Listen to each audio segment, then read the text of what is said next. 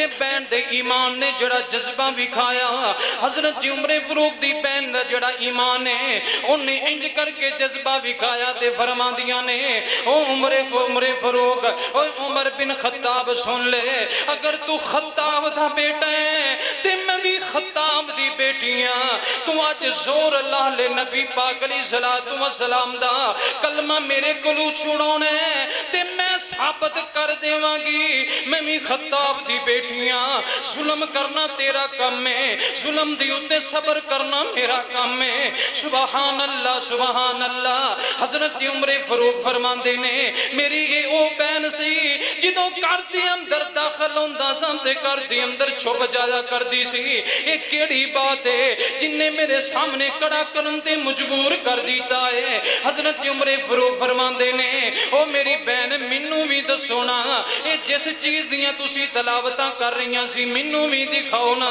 اللہ اکبر کبیرہ تے بہن کہندی ہے پیارے پائی جان تسی نہ پاکو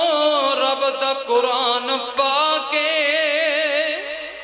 تسی نہ پاک جے تسی رب دے قرآن دیاں تلاوتہ نہیں کر سکتے حضرات غسل کیتا ہے تے رب دا قرآن پڑھنا شروع کر دیتا ہے قرآن پڑھتے جا رہنے تے ایمان دل دے اندر آ رہا ہے حضرت عمر فاروق فرماندے نے او میری بہن منو بھی آمینہ دلان دے ڈیرے دے اندر لے کے جاؤ خدمت دے اندر لے کے جاؤ میں بھی کلمہ پڑھ کے تے مرید بڑھنا چاہنا ہوں اللہ اکبر کبیرہ حضرت عمر فاروق رضی اللہ تعالیٰ عنہ جا رہے نے حضرات دار ارقم دی اندر صحابہ اکرام تشریف فرمانے حضرات آخری باتاں توجہ میری طرف میرے آقا علیہ السلام دے صحابہ اکرام دار ارقم دی اندر تشریف فرمانے صحابہ اکرام نے ویکھیے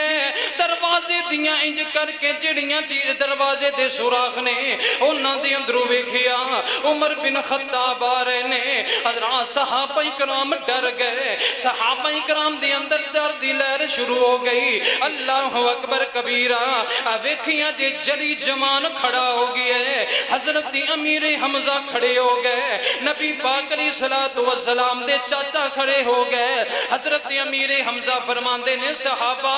پریشان اور دیاں روڑ نہیں پریشان اور دیاں ضرورتہ نہیں آن دے عمر فاروق نو آلین دے ہو اگر چنگی نیم دے انال آ رہی ہے اسی استقبال بھی کرانگے ویلکم بھی کرانگے جی آیا بھی کمانگے اگر بری نیت نال آ رہی ہے اندی تلوار ہوئے گی تے اندی گردن جدا کر کے رکھ دے مانگے